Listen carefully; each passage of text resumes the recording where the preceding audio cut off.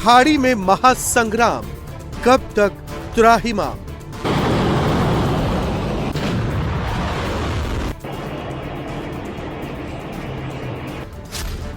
Iran नहीं कर रहा सरेंडर, बौखलाए झल्लाए Trump. They want to negotiate. They want to negotiate badly. I don't think they're ready. Just on what I'm hearing, they want to negotiate badly, as they should. נתניהו की coffee, खलीफा को लगी मिर्ची। מה שאלת אותי? ראש הממשלה אומרים ברשת שאתה בכלל מת? אני מת על קפה, אתה יודע מה? אני מת על העם שלי. Dancing missile Sejjil, थर्रा उठा Israel.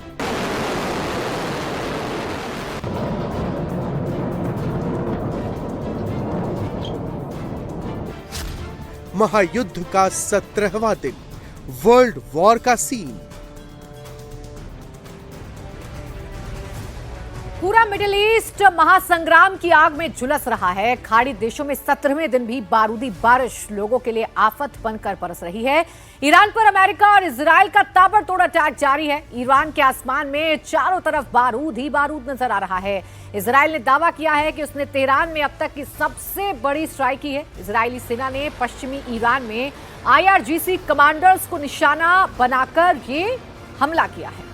इंतकाम की आग में जल रहा ईरान भी ताबड़तोड़ पलटवार कर रहा है। ईरानी सेना इजरायल और अमेरिकी ठिकानों को टारगेट कर रहे हैं, मिसाइल दागे जा रहे हैं। 17 दिन से जारी महायुद्ध में अब तक 2350 लोगों की जान जा चुकी है। सबसे ज्यादा तो मौत ईरान में ही हुई है, जहां जंग की वजह से 1400 से ज्यादा लोग अपनी जान गंवा चुके हैं। और ये 6 तस्वीर ये बता रही है कि इस वक्त किस तरह से युद्ध जारी है, और दूसरी तरफ जो नेता हैं वो भी किस तरह से इस युद्ध में अपने बयान से इस युद्ध को और ज्यादा भीषण बनाने की ओर इशारा कर रहे हैं। युद्ध में ईरान ने अपना सबसे घातक तीर छोड़ दिया है। ईरान ने जंग में पहली बार इजराइल पर सेजिल बैलिस्टिक मिसाइल से हमला किया है। ईरान का दावा है कि सेजिल मिसाइल से उसने इजराइल के सैन्य और डिफेंस फैसिलिटी को निशाना बनाया। यह सॉलिड फ्यूल वाली स्ट्रैटेजिक मिसाइल करीब 2000 से 2500 किलोमीटर तक मारक क्षमता रखती है। ईरान के तरकश में कई ऐसे हथियार हैं जो अमेरिकी एडवांस टेक्नोलॉजी को भी कड़ी टक्कर दे सकते हैं। सेजिल उसी का एक उबाल है जिसका कहर इजराइल 12 दिनों के छोटे युद्ध में पहले ही देख चुका है। अब ये तबाही अमेरिकी सैन्य अड्डों पर भी टूट रही है। बता दें कि ईरान ने जिस सेजिल मिसाइल का इस्तेमाल किया है, ईरान की दूसरी पीढ़ी की मध्यम दूरी की बैलिस्टिक मिसाइल है जो 2000 से 2500 किलोमीटर तक हमला कर सकती है।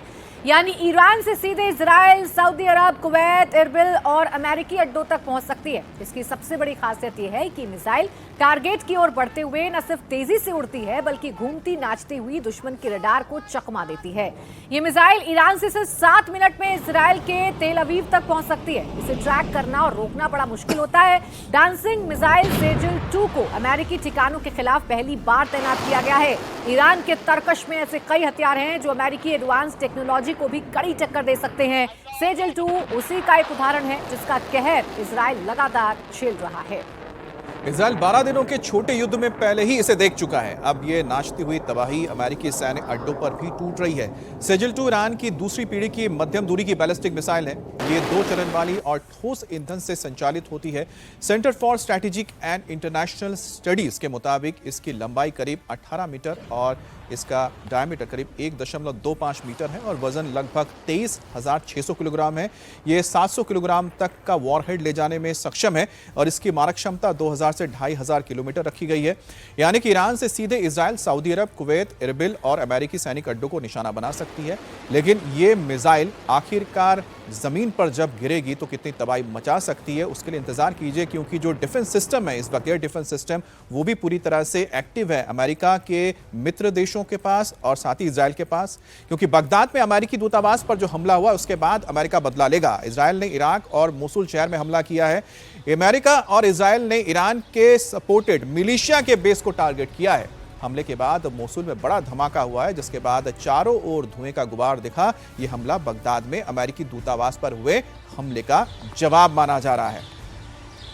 तो ये मोसुल में आप एयर स्ट्राइक की तस्वीर देख रहे हैं। दरअसल बगदाद में मौजूद विक्ट्री बेस पर हमला किया गया था ईरान समर्थित मिलिशिया की ओर से, जिसके बाद इजराइल और अमेरिका ने मोसुल में हमले किए, जो ईरानी समर्थित यहां पर उग्रवादी संगठन है।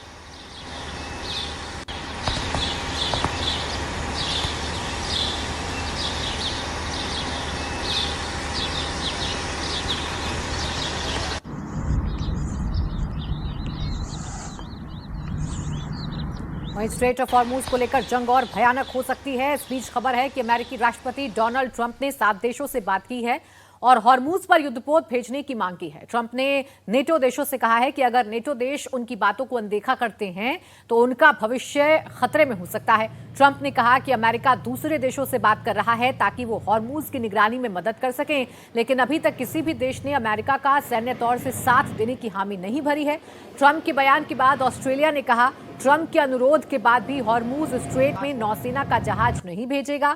तो वहीं ट्रंप कह रहे हैं कि 7 देशों से हमारी बातचीत चल रही है, ईरान भी बातचीत करना चाहता है। They want to negotiate. They want to negotiate badly. I don't think they're ready. Just on what I'm hearing, they want to negotiate badly, as they should. But I don't think they're ready to do what they have to do. But I think they will be ready at some point. But we're doing very well with respect to that old situation in Iran. We are talking to other countries about working with us for the policing of the strait. And I think we're getting good response. If we do, that's great. And if we don't, that's right too. तो यहाँ पर आप Donald Trump को सुन रहे थे। Donald Trump ने कहा है कि वो बातचीत करना चाहते हैं, लेकिन जो शर्तें रखी जा रही हैं उसको लेकर वो खुश नहीं है। तो ईरान की ओर से बताया जा रहा है कि अप्रोच किया गया है, उनके पास ये संदेश भेजा गया कि बातचीत करना चाहते हैं, लेकिन यहां पर मानना डोनाल्ड ट्रंप का है कि फिलहाल ईरान बातचीत के लिए तैयार नहीं है, क्योंकि जो शर्तें रखी गई है अमेरिका की ओर से उसको अभी तक वो मानने के लिए तैयार नहीं हुआ है। दूसरी तरफ आप जो तस्वीरें देख रहे हैं, ये अमेरिका के वो जहाज हैं, एम्फीबियस जहाज कहा जाता है, जिसमें मरीन्स तैनात हैं और करीब ऐसे ही 2000 सैनिक इस वक्त गल्फ ऑफ ओमान में मौजूद हैं, जो किसी वक्त एंटर कर सकते हैं। अगर इशारा आता है यहां पर डोनाल्ड ट्रंप की ओर से तो हो सकता है कोई जमीनी कार्रवाई शुरू हो जाए, जैसे कि कर्ग आइलैंड पर हमला करके उसे अपने कब्जे में लेने के लिए अमेरिका सोच सकता है, उसके पास विकल्प है। दूसरी तरफ स्ट्रेट ऑफ हॉर्मूज को खोलने के लिए लगातार नेटो देशों से बात की जा रही है, जिसमें यूके, फ्रांस, इटली, जर्मनी, तमाम ये देश है, ताकि स्ट्रेट ऑफ हॉर्मूज को खोला जा सके और तेल की जो आवाजाही है एक बार फिर से शुरू हो सके और जो इसका असर पूरे दुनिया पे पड़ने लगा है उसको कम किया जा सका है। लेकिन बहरहाल जो अभी तस्वीरें निकलकर सामने आई हैं उससे तो जाहिर होता है कि ईरान अब इस तरह के किसी भी मसले को बातचीत के जरिए हल करने के लिए तैयार तो नहीं है। जंग के बीच इजराइल से एक बड़ी खबर आ रही है। इजराइल के पास एयर डिफेंस मिसाइलें लगभग खत्म हो चुकी हैं। युद्ध के बीच इंटरसेप्टर मिसाइलों का स्टॉक इतना भी नहीं बचा कि वो ईरान की मिसाइलों को रोक सके। ईरान के लगातार हमलों ने इजराइल के long range air defence network को और ज्यादा मुश्किल में डाल दिया है। एक रिपोर्ट के मुताबिक ईरान ने अपने कुछ मिसाइलों से क्लस्टर म्यूनिशन का इस्तेमाल शुरू कर दिया है, जिससे इजराइल के लिए मिसाइलों को बीच हवा में मार गिराना और भी मुश्किल हो गया है और इसी वजह से इजराइल का इंटरसेप्टर भंडार बहुत तेजी से खाली हो रहा है।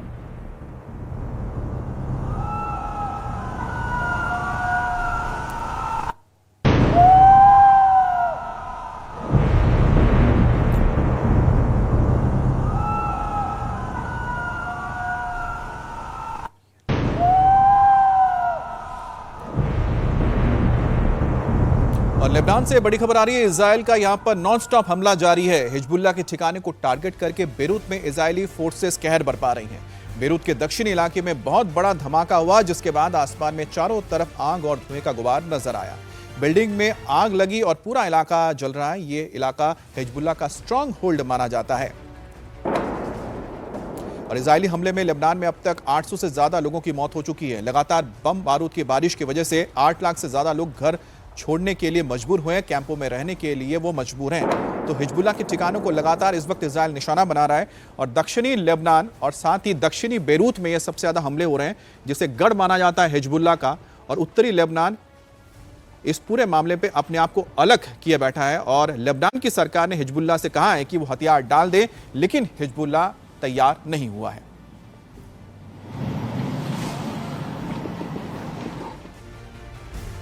ईरान की ताबड़तोड़ स्ट्राइक के बीच इजरायली पीएम नेतन्याहू का एक नया वीडियो सामने आया है। मौत को लेकर उड़ रही अफवाहों के बीच नेतन्याहू एक कॉफी शॉप में पहुंचे थे। नेतन्याहू ने कहा कि वो सिर्फ कॉफी पीने के लिए मर रहे हैं। अफवाहें थीं कि पिछली बार नेतन्याहू का बयान एआई से बनाया गया है, जिसमें उनकी 6 उंगलियां नजर आ रही हैं। इन अफवाहों पर नेतन्याहू ने कहा कि लोग उनकी उंगलियां भी गिन सकते हैं। מה שאלת אותי? ראש הממשלה אומרים ברשת שאתה בכלל מת? אני מת על קפה, אתה יודע מה? אני מת על העם שלי. איך הם מתנהגים, פנטסטי. אתה רוצה מספר אצבעות? אתה יכול להראות לנו? פה. פה. ראית? יפה מאוד. לחיים. अब ईरान ने इजरायल के प्रधानमंत्री बेंजामिन नेतन्याहू को मारने की धमकी दी है। IRGC ने कहा है कि अगर ये बच्चों का हत्यारा अपराधी जिंदा रहता है तो हम पूरी ताकत से उसका पीछा करते रहेंगे और उसे मार डालेंगे। ये टिप्पणी ऐसे वक्त में आई है जब सोशल मीडिया पर नेतन्याहू के ठिकाने को लेकर सवाल उठाने वाली पोस्टर्स सामने आई है। तो ईरान की ओर से एक बार फिर से धमकी दी गई है कि बेंजामिन नेतन्याहू का वो कत्ल करेंगे और जहां पर भी वो उसको तलाशेंगे, उसे मारेंगे। और जिसके बाद लगातार ये कटकलें लगाई जा रही थी कि नेतन्याहू बहुत लंबे वक्त तक नजर नहीं आ रहे थे और अटकलें ये लगाई जा रही थी कि नेतन्याहू को हमले में मार गिराया गया है। लेकिन जो नया वीडियो आया है उसके बाद एक बार फिर से साफ हो गया कि बेंजामिन नेतन्याहू पूरी तरह से ठीक हैं, स्वस्थ हैं। और उन्होंने इस बात का भी जिक्र किया कि लोग मेरे बारे में बहुत सारी चीजें बोल रहे हैं कि मेरे एक वीडियो में मेरी 6 उंगलियां दिख रही हैं, लेकिन उन्होंने अपनी 5 उंगलियों को दिखाया और कहा कि वो ठीक हैं। लेकिन बहरहाल अब इंतजार करना होगा कि आखिरकार ईरान की ओर से क्या कदम उठाया जाता है कि वो अपने सर्वोच्च नेता अली खामनेई की मौत का बदला बेंजामिन नेतन्याहू से कैसे लेंगे। लगातार हमले तो हो रहे हैं लेकिन वो अभी तक नेतन्याहू के अड्डे तक नहीं पहुंच पाए या फिर उनके बंकर तक नहीं पहुंच पाए हैं। इस बीच एक और बड़ी खबर, ईरान के नए सुप्रीम लीडर मुस्तफा खामनेई को लेकर बड़ी खबर है। विदेशी मीडिया का दावा है कि मुस्तफा खामनेई ट्रंप को चकमा देकर रूस पहुंच गए हैं। पुतिन ने विशेष विमान भेजकर मुस्तफा को रूस बुला लिया है। मॉस्को में मुस्तफा का ट्रीटमेंट चल रहा है। रिपोर्ट्स के मुताबिक तेहरान पर अमेरिका और इजरायल के हवाई हमलों में घायल होने के बाद मुस्तफा को इलाज के लिए रूस भेजा गया है। बताया गया है कि रूसी राष्ट्रपति पुतिन ने उनको मॉस्को में ट्रीटमेंट कराने का ऑफर दिया था। मुस्तफा खामनेई के सार्वजनिक तौर पर ना दिखने की वजह से उनके देश से बाहर होने का दावा किया जा रहा है। हालांकि ईरान ने इन दावों को उलट खामनेई की पूरी तरीके से स्वस्थ और ईरान में होने की बात कही है। अब ईरान ने इजरायल पर हमला और तेज किया है। तेल अवीव पर ईरान ने भीषण मिसाइलें दागी हैं। ईरान का दावा है कि कई लोगों की इसमें जान गई है। इजरायली सेना के कई कमांडर मारे गए हैं। हालांकि इजरायल ने ईरान के इस दावे की पुष्टि नहीं की है, लेकिन ईरान अब इजरायल पर भारी पड़ता नजर आ रहा है। इजरायली डिफेंस सिस्टम ईरानी मिसाइलों को रोक पाने में नाकाम भी साबित हो रहे हैं। ये तस्वीरें आप देख रहे हैं जो तेल अवीव की बताई जा रही हैं। तेल अवीव में बताया जा रहा है कि जो मिसाइलें दागी गई थी उनमें से कुछ मिसाइलें इंटरसेप्ट नहीं हो पाई, यानी कि आसमान में वो इंटरसेप्टर मिसाइल के जरिए नहीं ध्वस्त की जा सकी और जब जाके नीचे गिरी तो उसने नुकसान पहुंचाया जिसमें कई लोगों की जान गई है।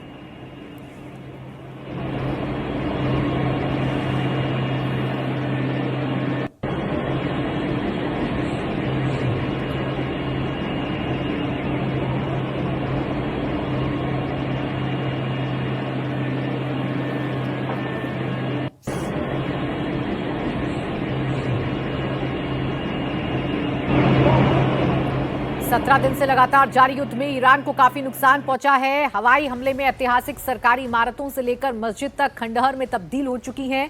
चारों तरफ सिर्फ मलबा ही मलबा नजर आ रहा है। ईरान के सांस्कृतिक विरासत मंत्रालय के अनुसार अमेरिका और इजराइल के हमले में 50 से ज्यादा कल्चरल सेंटर क्षतिग्रस्त हो गए। इनमें तेहरान में काजार युग का भव्य गुलिस्तान महल, शाह अब्बास मस्जिद और इस्फहान में 17वीं सदी का चेहल सोतून महल शामिल है।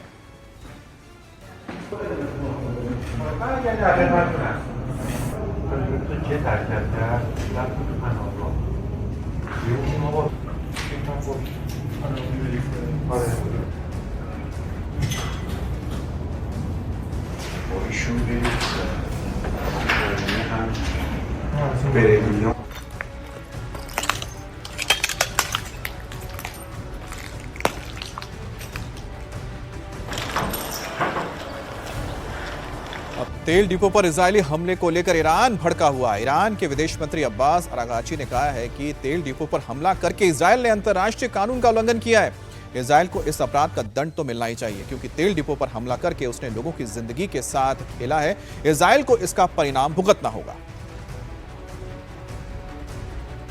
तो ये ट्वीट आप देख रहे हैं जो सैयद अब्बास अरागाची की ओर से किया गया है। ईरान के विदेश मंत्री हैं, उनका कहना है कि तेल डिपो पर तेहरान में जो हमले किए गए हैं वो अंतर्राष्ट्रीय नियमों का उल्लंघन है और ऐसे में इसके चलते आम नागरिकों को काफी परेशानी का सामना करना होगा और इजरायल ने जो ये अपराध किया इसका दंड उसे मिलेगा।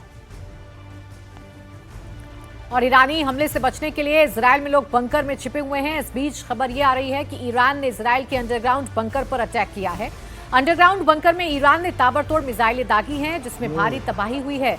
हमले में कितनी मौतें हुई हैं इसका आंकड़ा अभी नहीं आया है, लेकिन ईरान अगर लगातार बंकरों को निशाना बनाता है तो भारी तबाही इजरायल में हो सकती है, क्योंकि ईरानी हमलों से जान बचाने के लिए लोग इन्हीं बंकरों में छिपे हुए हैं और ईरान इन्हीं बंकरों पर हमला कर रहा है। מטר מהבית.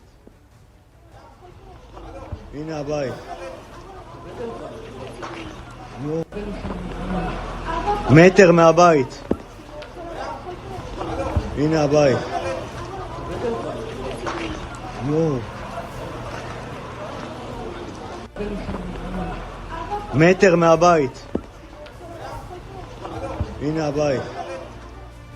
और ईरान के मिसाइल हमले का एक नया वीडियो सामने आया है। ईरान ने इजराइल में मिसाइलों की बौछार की है। ईरानी मिसाइलों ने आयरन डोम के सामने भी, देखिए ये तस्वीरें आप देख पा रहे हैं जहां पर इंटरसेप्ट नहीं हो पाया है। यहां पर जो आयरन डोम है उसको चकमा देने में, या फिर जो भी एयर डिफेंस सिस्टम लगे थे तल अवीव के ऊपर, वो उसे रोक नहीं पाए और उनमें से एक मिसाइल आकर गिरता है, उसमें जोरदार धमाका होता है। दरअसल इजराइल के ऊपर एक साथ कई मिसाइलें दागे जा रही हैं और दिक्कत यह आती है कि जब वहां पर एक साथ कई मिसाइलें दागी जाती हैं, क्लस्टर बॉम्ब्स दागे जाते हैं, तो ऐसे में एयर डिफेंस सिस्टम के लिए बहुत मुश्किल हो जाता है एक साथ इतने सारे टारगेट्स को एक साथ ध्वस्त कर देना आसमान में। वहीं सीधा आपको लिए चलते हैं राज्यसभा, जहां गैस संकट को लेकर विपक्ष हंगामा कर रहा है।